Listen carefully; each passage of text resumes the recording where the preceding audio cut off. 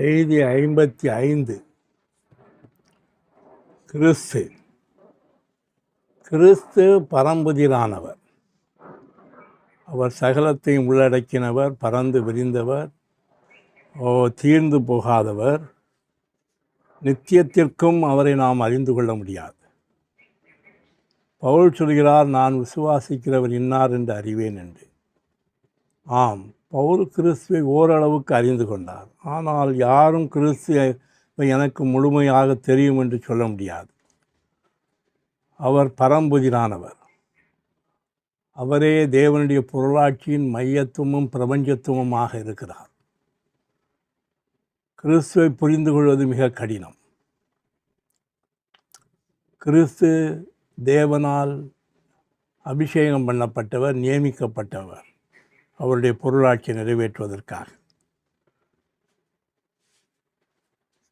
பூமியில் இயேசு கிறிஸ்து வாழ்ந்தபோது ஒரு நாள் சீஷரிடம் கேட்டார், மக்கள் என்னை பற்றி என்ன என்று கூறுகிறார்கள் என்று.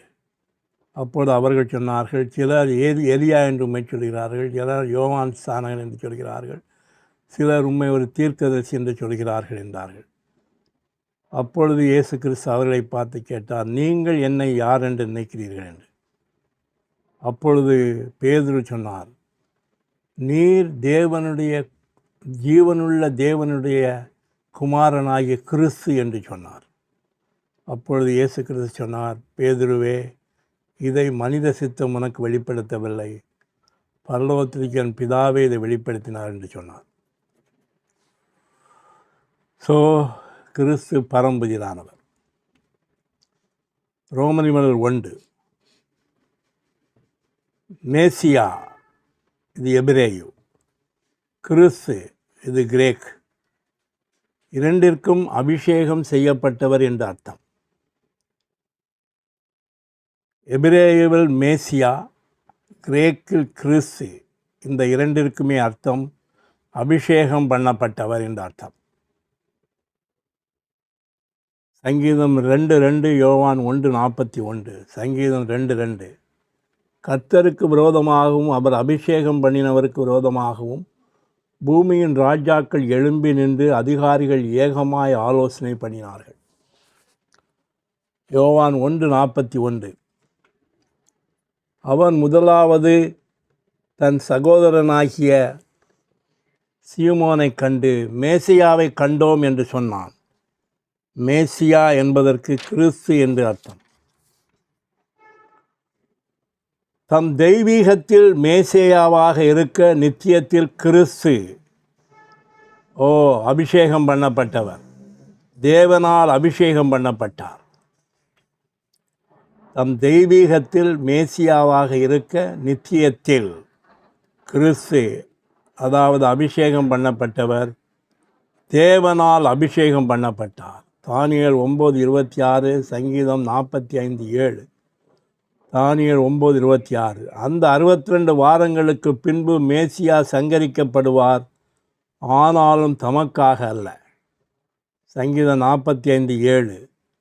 நீர் நீதியை விரும்பி அக்கிரமத்தை வெறுக்கிறீர், ஆதலால் தேவனே உம்முடைய தேவன் உமது தோழரை பார்க்கிலும் உம்மை ஆனந்த தைலத்தினால் அபிஷேகம் பண்ணினார். தம் தெய்வீகத்தில் மேசியாவாக இருக்க நித்தியத்தில் கிறிஸ்து, தேவனால் அபிஷேகம் பண்ணப்பட்டார். தம் மாம்சமாகுதலில் கிறிஸ்து தேவனுடைய நித்திய திட்டத்தை நிறைவேற்ற அபிஷேகம் பண்ணப்பட்டவராக வந்தார். லூக்கா 2:11, மத்தேயு 16:16. லூக்கா 2:11. இன்று கர்த்தராகிய கிறிஸ்து என்னும் இரட்சகர் உங்களுக்கு தாவீதின் ஊரில் பிறந்திருக்கிறார். மத்தேயு 16:16. சீமோன் பேதுரு பிரத்தியுத்தரமாக, நீர் ஜீவனுள்ள தேவனுடைய குமாரனாகிய கிறிஸ்து என்றான். தம் மனுஷீகத்தில் பூமியில் தம்முடைய ஊழியத்திற்காக தம்முடைய ஞானஸ்தானத்தில் காலத்தில் அவர் அபிஷேகம் பண்ணப்பட்டார். நித்தியத்தில் தெய்வீகத்தில் அபிஷேகம் பண்ணப்பட்டிருந்தவர் காலத்தில் தம் மனுஷீகத்தில் அபிஷேகம் பண்ணப்பட்டார். மத்தேயு 3:16, லூக்கா 4:18, அப்போஸ்தலர் 10:38. மத்தேயு 3:16. இயேசு ஞானஸ்தானம் பெற்று ஜலத்திலிருந்து கரையேறின உடனே, இதோ வானம் அவருக்கு திறக்கப்பட்டது. தேவ ஆவி புறாவை போல் இறங்கி தம்மேல் வருவதை கண்டார். லூக்கா 4:18. கர்த்தருடைய ஆவியானவர் என்மேல் இருக்கிறார். தரித்திரருக்கு சுவிசேஷத்தை பிரசங்கிக்கும்படி என்னை அபிஷேகம் பண்ணினார். அப்போஸ்தலர் 10:38. நசரேயனாகிய இயேசுவை தேவன் பரிசுத்த ஆவினாலும் வல்லமையினாலும் அபிஷேகம் பண்ணினார். நித்தியத்தில் தம் தனியத்தில் அபிஷேகம் பண்ணப்பட்டிருந்த அவர் காலத்தில் தம் மனுஷகத்திலும் அபிஷேகம் பண்ணப்பட்டார். தம் உயிர்த்தெழுதல் மற்றும் பரமேறுதலில் அவர் ஆண்டவரும் கிறிஸ்துவும் ஆக்கப்பட்டார். தேவனுடைய ஆணையை நிறைவேற்ற அதிகாரப்பூர்வமாக தேவனால் அபிஷேகம் பண்ணப்பட்டவர் ஆனார். தம் உயிர்த்தெழுதல், மரணம், உயிர்த்தெழுதல், பரமேறுதலில் அவர் ஆண்டவரும் கிறிஸ்துவும் ஆக்கப்பட்டார். தேவனுடைய ஆணையை நிறைவேற்ற அதிகாரப்பூர்வமாக தேவனால் அபிஷேகம் பண்ணப்பட்டவர் ஆனார். அப்போஸ்தலர் 2:36-33, எபிரேயர் 7:16-17. அப்போஸ்தலர் 2:36. நீங்கள் சிலுவையில் அறைந்த இந்த இயேசுவையே தேவன் ஆண்டவரும் கிறிஸ்துவும் ஆக்கினார் என்று இஸ்ரவேல் குடும்பத்தார் யாவரும் நிச்சயமாக அறியக்கடவர்கள். வசனம் 33. அவர் தேவனுடைய வலது கரத்தினாலே உயர்த்தப்பட்டு பிதா அவருடைய வாக்குத்தத்தத்தின்படி பரிசுத்த ஆவியை பெற்று நீங்கள் இப்போது காண்கிறதும் கேட்கிறதுமான இதை பொழிஞ்சருளினார். எபிரேயர் 7:16-17. நீ மெல்கிசேதேக்கின் முறைமையின்படி என்றென்றும் ஆசாரியராக இருக்கிறீர் என்று சொல்லிய சாட்சிக்கு தக்கதாக அழியாத ஜீவனுக்குரிய வல்லமையின்படி ஆசாரியரானார். கிறிஸ்து நித்தியத்தில் தன் தெய்வீகத்தில் அபிஷேகம் பண்ணப்பட்டார். காலத்தில் தம் மனுஷீகத்தில் அபிஷேகம் பண்ணப்பட்டார். உயிர்த்தெழுந்து பரமேறிய பின்பு மீண்டும் அவர் அதிகாரப்பூர்வமாக அபிஷேகம் பண்ணப்பட்டார். ரோமனியர் 2. பழைய ஏற்பாட்டில் கிறிஸ்து யெகோவாவின் தூதனாக குறிப்பிடப்படுகிறார். வெளிப்படுத்தல் புத்தகத்தில் அவர் வேறொரு தூதனாக குறிப்பிடப்படுகிறார். ஆதியாகமம் 22:11, வெளிப்படுத்தின 7:2. ஆதியாகமம் 22:11. அப்போது கர்த்தருடைய தூதன் வானத்திலிருந்து அபிரகாமே அபிரகாமே என்று கூப்பிட்டார். வெளிப்படுத்தின 7:2. ஜீவனுள்ள தேவனுடைய முத்திரை கோலையுடைய வேறொரு தூதன் சூரியன் உதிக்கும் திசையிலிருந்து ஏறி வர கண்டேன். யெகோவாவின் தூதன் என்ற பட்டப்பெயர் வேதனைப்படும் சூழ்நிலையிலிருந்து தம் மக்களை காப்பாற்ற தேவனால் அனுப்பப்பட்ட ஒருவராக கிறிஸ்துவை முக்கியமாக கிறிஸ்துவை குறிக்கிறது. யெகோவாவின் தூதன் என்ற பட்டப்பெயர் வேதனைப்படும் சூழ்நிலையிலிருந்து தம் மக்களை காப்பாற்ற தேவனால் அனுப்பப்பட்ட ஒருவராக முக்கியமாக கிறிஸ்துவை குறிக்கிறது. யாத்ரா 3:2, நியாயாதிபதிகள் 6:11, சக்கரியா 1:11. யாத்ரா 3:2. அங்கே யெகோவாவுடைய தூதனானவர் ஒரு முட்செடியின் நடுவிலிருந்து உண்டான அக்கினி ஜுவாலையில் நின்று அவனுக்கு தரிசனமானார். இது மோசேக்கு தரிசனமாகிறார். நியாயாதிபதி 6:12. யெகோவாவுடைய தூதனானவர் வந்து அபியேஸ்ரியனாகிய யோவாசின் ஊராகிய ஒப்ராவில் இருக்கும் ஒரு கர்வாரி மரத்தின் கீழே உட்கார்ந்தார். அப்போது அவனுடைய குமாரன் கிதியோன் கோதுமையை போரடித்தான். சக்கரியா 1:12. அவர்கள் மிருது செடிக்குள்ளே நின்ற யெகோவாவின் தூதனை நோக்கி நாங்கள் பூமி எங்கும் சுற்றி பார்த்தோம் என்று சொன்னார்கள். பழைய ஏற்பாட்டில் கிறிஸ்து யெகோவாவின் தூதனாக குறிப்பிடப்படுகிறார். தேவனுடைய மக்கள் வேதனைப்படும் சூழ்நிலையிலிருந்து அவர்களை காப்பாற்ற அவர் தேவனால் அனுப்பப்பட்டார். வெளிப்படுத்தல் புத்தகத்திலுள்ள வேறொரு தூதன் தேவனால் அனுப்பப்பட்ட விசேஷித்த தூதனாகிய கிறிஸ்து. வெளிப்படுத்தல் புத்தகத்தில் கிறிஸ்து வேறொரு தூதனாக அவர் குறிப்பிடப்படுகிறார். வெளிப்படுத்தல் 10:1-18. வெளிப்படுத்தல் 10:1. பின்பு பலமுள்ள வேறொரு தூதன் வானத்திலிருந்து இறங்கி வர கண்டேன். மேகம் அவனை சூழ்ந்திருந்தது. அவனுடைய சிரசின் மேல் வானவில் இருந்தது. அவனுடைய முகம் சூரியனைப் போலவும் அவனுடைய கால்கள் அக்கினி ஸ்தம்பங்களைப் போலவும் இருந்தது. 18:1. இவைகளுக்கு பின்பு வேறொரு தூதன் மிகுந்த அதிகாரமுள்ளவனாய் வானத்திலிருந்து இறங்கி வர கண்டேன். அவனுடைய மகிமையால் பூமி பிரகாசமாயிற்று. பழைய ஏற்பாட்டில் அவர் யெகோவாவின் தூதனாகவும் வெளிப்படுத்தின விசேஷத்தில் அவர் வேறொரு தூதனாகவும் குறிப்பிடப்படுகிறார் கிறிஸ்து. ரோமனியர் 3. கிறிஸ்து சகலத்தை உள்ளடக்கியவர், அகன்றவர், தீர்ந்து போகாதவர். உபாகமம் 8:7-10, கொலோசியர் 2:9, எபேசியர் 3:8. உபாகமம் 8:7-10. உன் தேவனாகிய கர்த்தர் உன்னை நல்ல தேசத்திலே பிரவேசிக்க பண்ணுவார். அது பள்ளத்தாக்குகளிலும் மலைகளிலுமிருந்து புறப்படுகிற ஆறுகளும் ஊற்றுகளும் ஏரிகளும் உள்ள தேசம். அது கோதுமையையும் வார்கோதுமையும் திராட்சை செடிகளும் அத்தி மரங்களும் மாதுளம் செடிகளும் உள்ள தேசம். அது ஒலிவ மரங்களும் எண்ணெயும் தேனும் உள்ள தேசம். அது தாழ்ச்சி இல்லாமல் அப்பம் புசிக்கத்தக்கதும் ஒன்றும் உனக்கு குறைவுபடாதுமான தேசம். கொலோசியர் 2:9. தேவத்துவத்தின் பரிபூர்ணமெல்லாம் சரீரப்பிரகாரமாக அவருக்குள் வாசமாயிருக்கிறது.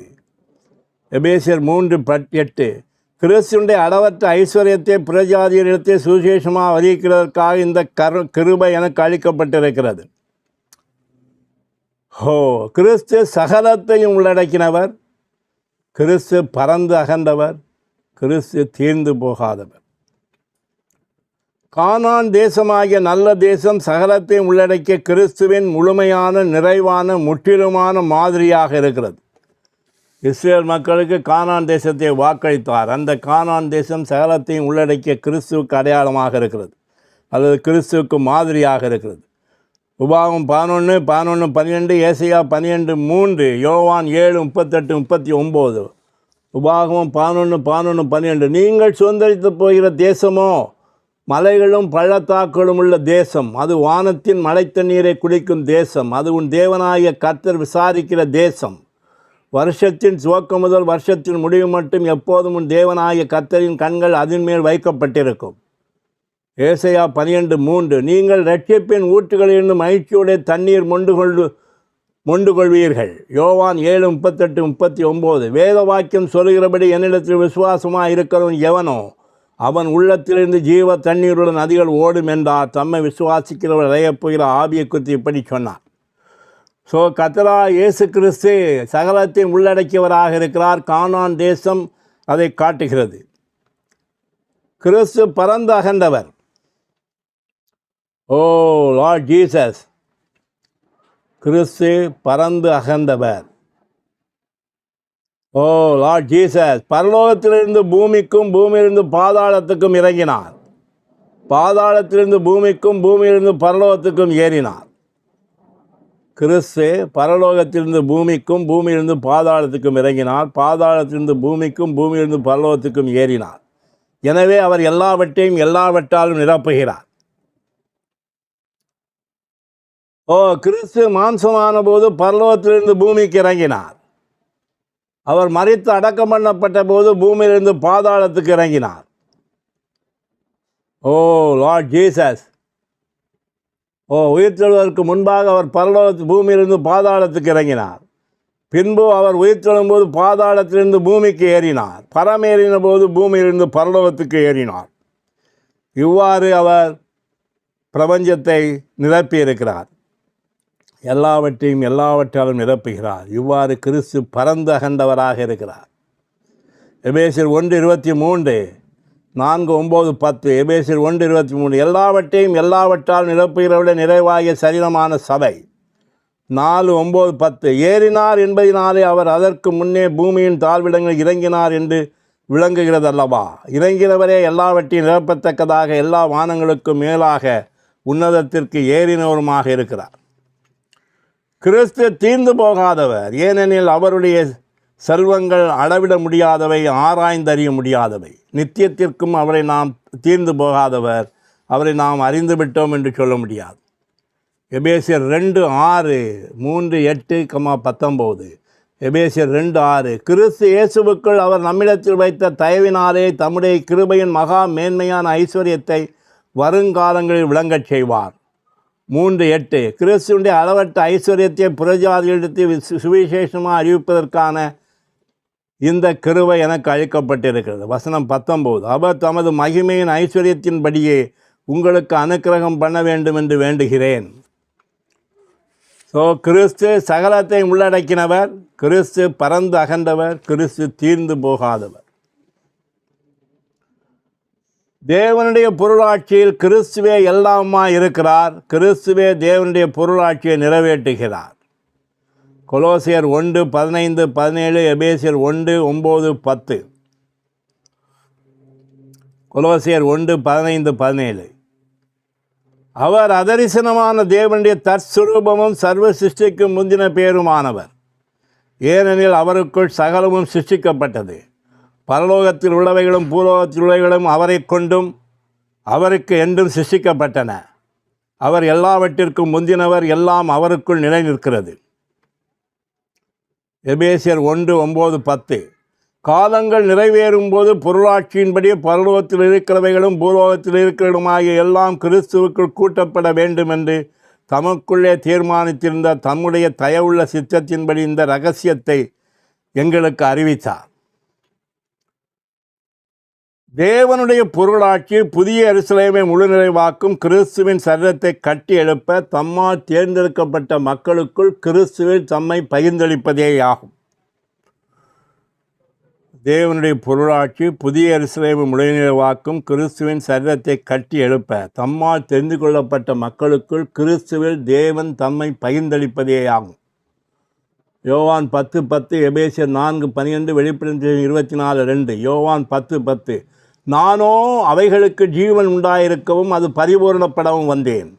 எபேசியர் 4:12. பரிசுத்தவான்கள் சீர்பருந்தும் பொருட்டு சுவிசேஷ ஊழியத்தின் வேலைக்காகவும் கிறிஸ்துவின் சரீரமாகிய சபை கட்டியெழுப்பப்படுவதற்காகவும் ஏற்படுத்தினார்.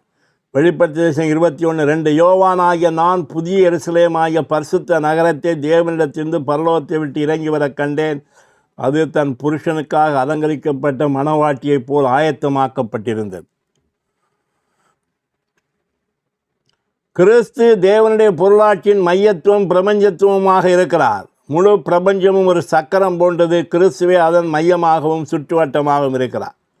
கொலோசியர் 1:17-20, 2:9. கொலோசியர் 1:17-20. அவர் எல்லாவற்றிற்கும் முந்தினவர், எல்லாம் அவருக்குள் நிலை நிற்கிறது. அவரே சபையாகிய சரீரத்திற்கும் தலையானவர். எல்லாவற்றிலும் முதல்வராக இருக்கும்படி அவரே ஆதியும் மரித்தோரிலிருந்தெழும் முதற் பேருமானவர். சகல பரிபூர்ணமும் அவருக்குள் வாசமாயிருக்கவும் பூலோகத்தில் உள்ளவைகளும் பரலோகத்தில் உள்ளவைகளுமாகிய யாவையும் அவர் மூலமாக தமக்கு ஒப்புரவாக்கிக் கொள்ளவும் அவருக்கு பிரியமாயிற்று. 2:9. தேவத்துவத்தின் பரிபூர்ணமெல்லாம் சரீரப்பிரகாரமாக அவருக்குள் வாசமாயிருக்கிறது. கிறிஸ்து தேவனுடைய பொருளாட்சியின் மையத்துவம் பிரபஞ்சத்துவமாக இருக்கிறார். கிறிஸ்து ஜீவன் தரும் ஆவியானவராக தேவனுடைய பொருளாட்சியை நிறைவேற்ற விசுவாசிகளை தம்மை போலவே ஆக்கிக்கொள்ள அவர்களுக்குள் குடியிருக்கிறார். ரோமர் 8:9-10, 29. ரோமர் 8:9-10. தேவனுடைய ஆவி உங்களில் வாசமாயிருந்தால் நீங்கள் மாம்சத்திற்கு உட்பட்டவர்களாக இராமல் ஆவிக்குட்பட்டவர்களாக இருப்பீர்கள். மேலும் கிறிஸ்து உங்களில் இருந்தால் சரீரம் பாவத்து நிமித்தம் மரித்ததாயும் ஆவி நீதி நிமித்தம் ஜீவனுள்ளதாயும் இருக்கும். வசனம் 29. தம்முடைய குமாரன் அநேக சகோதரர்களை முதற்பேரானவராக இருக்கும் பொருட்டு தேவன் எவர்களை முன்னறிந்தாரோ அவர்களை தம்முடைய குமாரனுடைய சாயலுக்கு ஒப்பாயிருப்பதற்கு முன்குறித்திருக்கிறார். தேவனுடைய பொருளாட்சியில் கிறிஸ்துவே எல்லாமா இருக்கிறார். கிறிஸ்துவே தேவனுடைய பொருளாட்சியை நிறைவேற்றுகிறார்.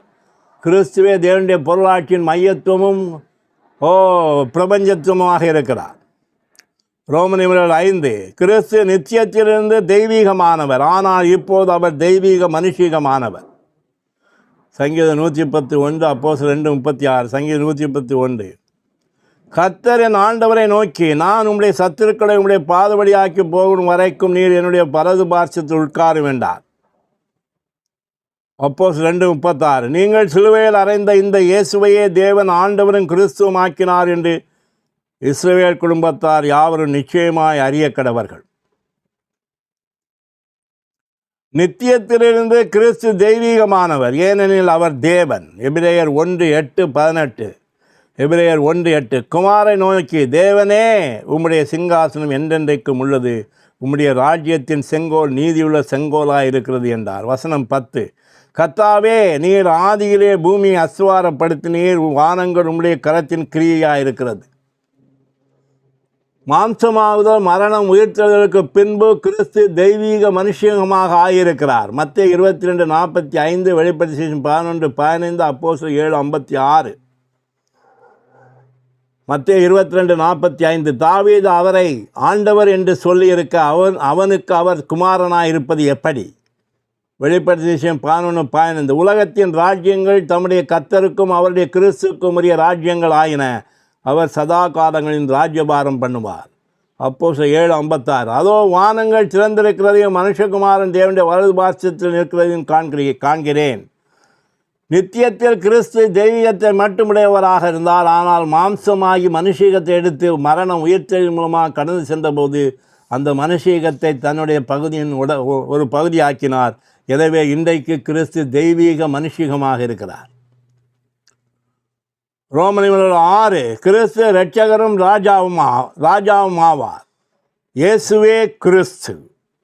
லூக்கா 2:12 யோவான் 18:37 1 யோவான் 5:1 லூக்கா 2:11 இன்று கர்த்தராகிய கிறிஸ்து என்னும் இரட்சகர் உங்களுக்கு தாவீதின் ஊரிலே பிறந்திருக்கிறார். யோவான் 18:37 பிலாத்து அவரை நோக்கி அப்படியானால் நீர் ராஜாவா என்றான்.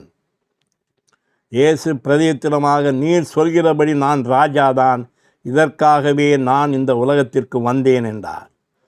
1 யோவான் 5:1 இயேசுவானவரே கிறிஸ்து என்று விசுவாசிக்கிற எவனும் தேவனால் பிறந்திருக்கிறான். மனம் திரும்புதலையும் பாவமன்னிப்பையும் அருளுகிறதற்காக கிறிஸ்து அதிபதியாகவும் இரட்சகராகவும் தேவனுடைய வலது கரத்திற்கு உயர்த்தப்பட்டார். அப்போஸ்தலர் 5:31 2 பேதுரு 3:18 அப்போஸ்தலர் 5:31 இஸ்ரேலுக்கு மனம் திரும்புதலையும் பாவமன்னிப்பையும் அருளுகிறதற்காக அவரை அதிபதியாகவும் இரட்சகராகவும் தமது வலது கரத்தினாலே உயர்த்தினார். 2 பேதுரு 3:18 நம்முடைய கர்த்தரும் இரட்சகருமாகிய இயேசு கிறிஸ்துவின் கிருபையிலும் அவரை அறிகிற அறிவிலும் வளருங்கள். கிறிஸ்து நித்தியத்திற்கும் அரசாடும் ராஜாவாக இருக்கிறார். வெளிப்படுத்தின 11:15-24 வெளிப்படுத்தின 11:15 உலகத்தின் ராஜ்யங்கள் நம்முடைய கர்த்தருக்கும் அவருடைய கிறிஸ்துக்கும் உரிய ராஜ்யங்கள் ஆயின. அவர் சதா காலங்களின் ராஜ்யபாரம் பண்ணுவார். 24 அவர்கள் உயிர்த்து கிறிஸ்துவுடனே கூட 1000 வருடம் அரசாண்டார்கள். இயேசுவே கிறிஸ்து உயிரோடுள்ள தேவனின் மகன். மத்தேயு 16:16 1 யோவான் 5:1 மத்தேயு 16:16 சீமோன் பேதுரு பிரதியுத்தரமாக நீர் ஜீவனுள்ள தேவனுடைய குமாரனாகிய கிறிஸ்து என்றான். 1 யோவான் 5:1 இயேசுவானவரே கிறிஸ்து என்று விசுவாசிக்கிற எவனும் தேவனால் பிறந்திருக்கிறார். வா என்னே கிறிஸ்து, ஓ என்னே கிறிஸ்து. கிறிஸ்து பரம்புதிரானவர். ஓ கிறிஸ்து எபிரேய மொழியில் மேசியா, கிரேக்க மொழியில் கிறிஸ்து, இரண்டிற்கும் அர்த்தம் அபிஷேகம் பண்ணப்பட்டவர். அவர் தேவனால் அபிஷேகம் பண்ணப்பட்டவர், தேவனுடைய நித்திய பொருளாட்சியை நிறைவேற்றுவதற்காக. பழைய ஏற்பாட்டில் கிறிஸ்து யெகோவாவின் தூதனாக அறிமுகப்படுத்தப்படுகிறார். வெளிப்படுத்தின விசேஷத்தில் மற்றொரு தூதனாக அவர் அறிமுகப்படுத்தப்படுகிறார். பழைய ஏற்பாட்டில் அவருடைய ஜனங்களாகிய இஸ்ரவேல் மக்கள் துன்பத்தை அனுபவித்த போது அந்த துன்பத்திலிருந்து அவர்களை ரட்சிக்க காப்பாற்ற தேவன் கிறிஸ்துவை யெகோவாவின் தூதனாக அனுப்பினார். வெளிப்படுத்தின விசேஷத்தில் தேவன் தன்னுடைய வேலையை முடிப்பதற்காக கிறிஸ்துவை வேறொரு தூதனாக அனுப்புகிறார். ஓ லார்ட் ஜீசஸ். கிறிஸ்து நித்தியத்திலேயே அவர் தெய்வீகத்தில் நித்தியத்தில் அவர் அபிஷேகம் பண்ணப்பட்டார். காலத்தில் அவர் மனுஷீகத்தில் அபிஷேகம் பண்ணப்பட்டார். உயிர்த்தெழுந்து பரமேறின பின்பு மீண்டுமாக தேவனுடைய ஆணையை நிறைவேற்ற அவர் அபிஷேகம் பண்ணப்பட்டார். இப்படி அவர் அபிஷேகம் பண்ணப்பட்டவராக இருக்கிறார். கிறிஸ்து பரந்து அகன்றவர். கானான் தேசம் அதற்கு மாதிரியாக இருக்கிறது. சகலத்தையும் உள்ளடக்கினவர் கிறிஸ்து. கானான் தேசம் சகலத்தையும் உள்ளடக்கிய கிறிஸ்துவை அடையாளப்படுத்துகிறது. அது மட்டுமல்ல, அவர் பரந்து அகன்றவர். ஓ லார்ட் ஜீசஸ். ஆழம், நீளம், அகலம், உயரம் என்ன என்பதை காண முடியாது. பரந்து அகன்றவர், இப்பிரபஞ்சத்தை நிரப்புகிறவர். அது மட்டுமல்ல, அவர் தீர்ந்து போகாதவர். எவ்வளவுதான் நாம் அவரை பெற்றுக்கொண்டாலும், எவ்வளவுதான் அவரை பகிர்ந்தளித்தாலும் நித்தியத்திற்கும் அவர் தீர்ந்து போகாதவர், ஆராய்ந்து அறிய முடியாதவர். வா பரம ரகசியமான கிறிஸ்து. நித்தியத்தில் கூட நான் கிறிஸ்துவை அறிந்து விட்டேன் என்று யாரும் சொல்ல முடியாது. அந்த அளவுக்கு அவர் ஆழமானவர், உயரமானவர், நீளமானவர், தாழ்வானவர். என்னே கிறிஸ்து. அவர் ராஜா, நித்தியத்திற்கும் அவர் ராஜாவாக இருப்பார். அது மட்டுமல்ல, அவர்தான் இரட்சகர். இயேசுவே கிறிஸ்து, இயேசுவே கிறிஸ்து. தேவனுடைய பொருளாட்சியை நிறைவேற்றுபவர் அவர்தான். தேவனுடைய பொருளாட்சியில் மையத்துவமும் பிரபஞ்சத்துவமாக இருக்கிறார். அவர்தான் இன்றைக்கு தேவனுடைய பொருளாட்சியை நிறைவேற்றி கொண்டிருக்கிறார். கிறிஸ்துவின் சரமாய சபையை கட்டி எழுப்பி அதை புதிய எருசலேமில் முழுநிறைவாக்கி தேவனுடைய பொருளாட்சியை நிறைவேற்றி கொண்டிருக்கிறார். என்னே வளமான கிறிஸ்து, என்னே ஐஸ்வர்யமான கிறிஸ்து, என்னே சகலத்தையும் உள்ளடக்கின கிறிஸ்து, என்னே பரந்த அகந்த கிறிஸ்து, என்னே தீர்ந்து போகாத கிறிஸ்து. அவர் இன்றைக்கு ஜீவன் தரும் ஆவியானவராக நமக்குள் இருக்கிறார். அவர்தாமே அவரை பற்றிய வெளிப்பாட்டை நமக்கு தருவாராக. அதன் மூலம் நாம் அவரை அதிகமாக பாராட்ட முடியும், அதிகமாக அவரை நேசிக்க முடியும், அதிகமாக நாம் அவரை விசுவாசிக்க முடியும். ஹல்லேலூயா, பிரைஸ், ஆமென், ஹல்லேலூயா, ஆமென், ஹல்லேலூயா.